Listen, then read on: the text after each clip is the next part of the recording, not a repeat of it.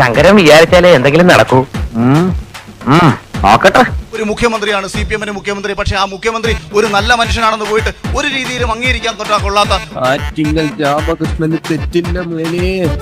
ശനി വരുന്നത് ഈ വഴിക്ക് തന്നെ. ഒരു തെമ്മാടിയായ രാജാവിനെ പോലെ ഭരിക്കുന്ന ഒരു മുഖ്യമന്ത്രി നമ്മുടെ നാട് ഭരിച്ചുകൊണ്ടിരിക്കുമ്പോൾ കണ്ടോണ്ട് നിന്ന് എന്റെ കരളാ വാടിപ്പോയത്. ശബ്ദവുമാണ്. ഞാൻ ഈ അടുത്തിടെ ഗൺമാന്റെ അടികൊണ്ട ഒരു യൂത്ത് കോൺഗ്രസ് തന്നെ കണ്ടപ്പോഴത്തേക്ക് എനിക്ക് പറയാനുള്ളത് മുഴുവൻ പറഞ്ഞിട്ടേ ഞാൻ എനിക്ക് ആ നിമിഷം തോന്നി, സുധാരേട്ടാ എനിക്ക് ഈ പാർട്ടിയിൽ ഒന്ന് പ്രവർത്തിക്കണം. പിന്നെ അതുമ്പോ കയറി കിടന്ന് തൂങ്ങിയിട്ട് ഗാന്ധിജി ഒന്നും വന്നിക്കണ്ട. തലയ്ക്കകത്തൊന്നും ഇല്ലാത്ത സ്ഥിതിക്ക് പുറത്തെങ്കിലും എന്തെങ്കിലും ഉള്ളത് നല്ലതാ. അവനെ അടിക്കാൻ വേണ്ടി മാത്രം എന്ന് തോന്നിയിട്ടുണ്ട്. കാരണം അത്രയേറെ ദേഷ്യം വന്നൊരു സാഹചര്യമായിരുന്നു അത്. പക്ഷെ എനിക്ക് ഭയങ്കര വിഷമം തോന്നിയൊരു സാഹചര്യം ഉണ്ടായിട്ടുണ്ട്. ആ അടികൊണ്ട യൂത്ത് കോൺഗ്രസ് പ്രവർത്തനത്തിന് വേണ്ടിയിട്ട് എത്ര നേതാക്കന്മാർ സംസാരിച്ചു.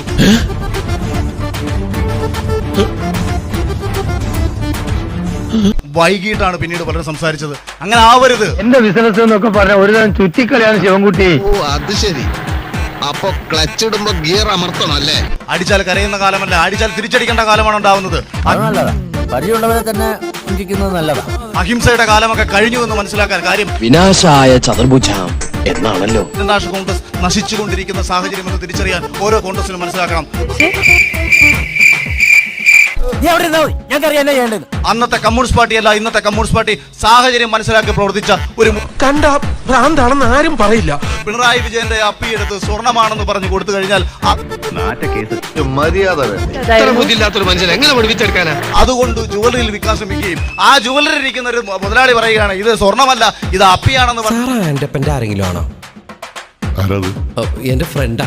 അവനാ ഈ നിലവാരത്തിലുള്ള വൃത്തിയായിട്ട ഉപമങ്ങളൊക്കെ പറയാറ്. പറഞ്ഞു കഴിഞ്ഞാൽ ആ ജുവലറിയുടെ മുതലാളിയെ അടിക്കുകയും ചെയ്യുന്ന ഒരു കമ്മ്യൂണിസ്റ്റുകാരനെ നിങ്ങൾ തിരുത്താൻ പോരുത്. അവനെ തിരുത്തിയിട്ട് കാര്യമില്ല.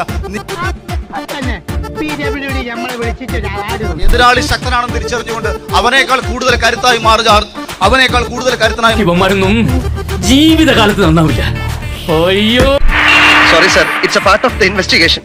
അങ്ങനെ ഒന്നും ഞാനും ആലോചിക്കാതിരുന്നില്ല. അപ്പൊ എല്ലാം പറഞ്ഞ പോലെ